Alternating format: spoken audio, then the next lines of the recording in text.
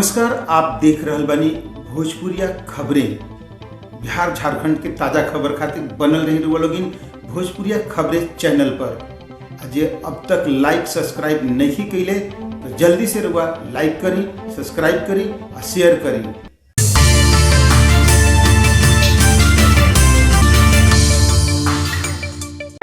करते करते जाएगी रैन सारी तुमने। कई दिन से स्वर के कोकिला कहे वाली लता मंगेशकर के जिंदगी के दुआ मांगे वालन लता जी के आवाज के कायल लोगिन के आस आखिरकार टूट ही गई। रविवार के सुबह जब वो आखिरी सांस ले ली, 92 वर्ष की आयु में लता जी के निधन पर क्षेत्र के गायक कलाकारन में शोक की लहर व्याप्त बा।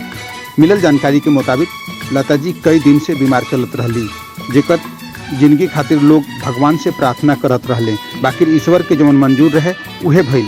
और लता जी अब यह दुनिया के हमेशा खातिर अलविदा कह के चल गईली। अब मत मात्र रह गई तो सिर्फ उनकर जादुई भरा आवाज़, जेकरा के याद करके लोग लता जी के याद करी हैं।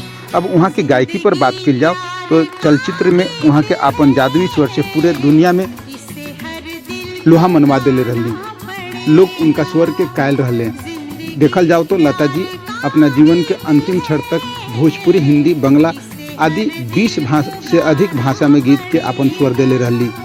अगर गीत पर बात कल जाओ तो अब तक 30,000 गीत गावे के रिकॉर्ड बा, जेकर की दुनिया में काफ़ी शुमार बा। लता जी के निधन से स्वर साम्राज्य के एगो बड़ा युग के अंत मानल जाता।